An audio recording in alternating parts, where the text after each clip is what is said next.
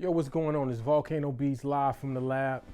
My lab, not the lab. The lab, I'm usually in Pots and Pan Audio, you know, the studio, but today I'm in my lab with all my drum machines, all my synthesizers, this Volan right here. I'm reporting live from here to bring my 3 topics this week, so do me a favor, hit that like, hit that subscribe. Let's get it going. All right, let's get into that first topic, man. I was hollering at my man Purple Spells about it, Fam North 2. This is the first time I ever copped a product like the week it came out, man. I feel like I'm copping some Jordans or something. I'm so geeked, I feel bougie. I'm all type of feelings going through. What am I talking about? Got it right here. Akai APC64. The brand new device for Ableton. Everybody know I'm an Ableton fanboy and Akai. You can see it in the background. I'm a Akai dude, so I got literally like 5 or 6 MPCs around here, and I'm not even exaggerating. This is my 60 right here, got my 3000 down there, got my 1000 right there, my live back there. So everybody know I love Akai, and they did not disappoint with this joint, man. I was laughing when I first saw it come out. I'm like, man, this is like the push 1 all over again, because for you that don't know, Akai made the first push, and then Ableton took it over and made push 2. So Akai really never made a device that competed with push, in my opinion, until this one. So this is like a push killer, in my opinion, man. If it's not that new push that's like, that got the standalone CPU in it, this is a push killer. What does this joint do? Obviously it controls push, but it's also a super dope MIDI controller, as well as this MIDI sequencer. It's an 8-track sequencer. It's a simple sequencer. It don't have like a lot of options as far as like ties and like ratchets and stuff like that you want in your sequencer. Like my Pro 3 up there can do way more, keeping it real. The Pro 3, I think it's 16 channels on that joint. So that keyboard's got more channels than this, but it's still a dope sequencer to have. It's got CV outs, you can see that. It's 8 CV outs. Might see it a little bit better. We got the MIDI in, out, and through. It came with like 3, those, you know, those jacks, the TRS, the mini TRS to like 5-pin DIN cables. It comes with 3 of them, so that's dope. It's got USB-C and USB-A cables, so when I'm working on my laptop, I can use it no problem. When I'm working on my Mac Mini in the lab, I can use it no problem. So this joint, for me personally, this is gonna be my show piece, man. Like, basically they solved a lot of my problems, because I was doing live sets and stuff on my MPC is dope, but like having the power of Ableton in a live setting is pretty dope, like beat sets and stuff like that. So I'm gonna probably bring my laptop, this, and my MPC and get loose, man. So yeah, this thing is nice, man. It's a welcome addition. If you ever had an Ableton pad, like Ableton, I wouldn't call them a pad controller, but an Ableton, I don't know what you want to call them, man. Controller.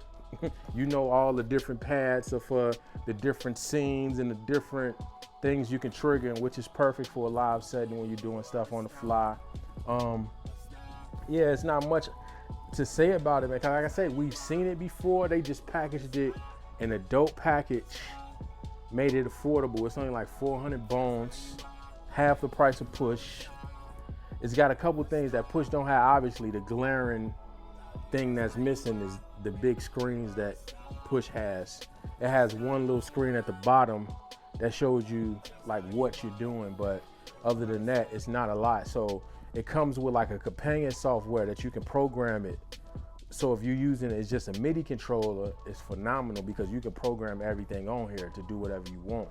So for somebody like me, like I say, I'm using some of my keyboards or something. Let's say I have a set, I got my Ableton, and I may bring like the Minilog XD desktop to trigger some sounds.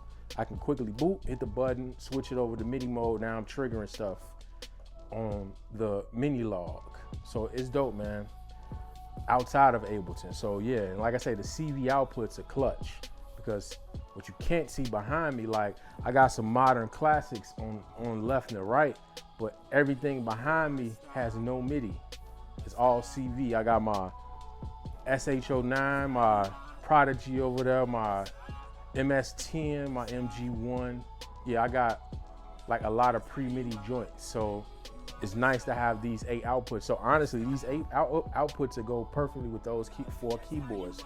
so I can control my pitch and my gate. So yeah, it's dope, man. I take it. I haven't really gotten to it because you can see these got the these are old school joints, so they got the full size jacks on them. So I have to get those cables that go out from the small jack to the big jacks. But still, I got a few of them because of the grandmother. But yeah, man, it's an A+ for sure.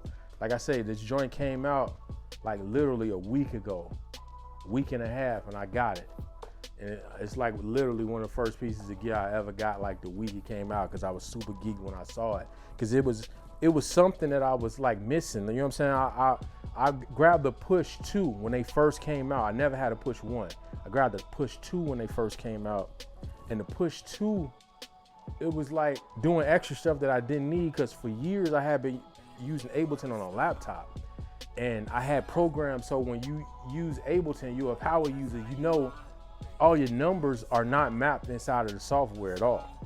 So you can map all of those to do whatever you want to do. So I always map those numbers. So I didn't need to push to do a few like a lot of, I would say like control, like far as like transport control stuff.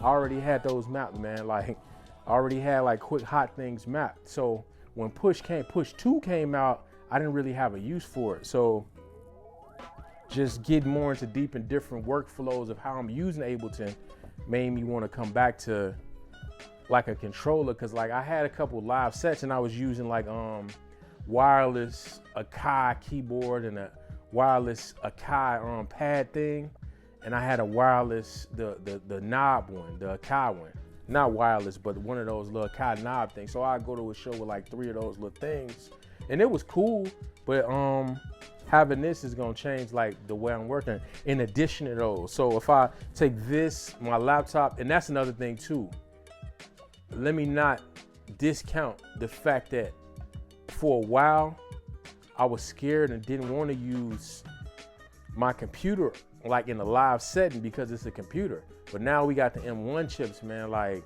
these programs don't crash like they used to because it's running a little bit more stable. We got a little bit more processing power. So I was always scared. So that's why I really went away from like using Ableton, doing stuff in a live setting, and I was using my MPC Live. But now I'm back, man. Now I got a controller to do it with.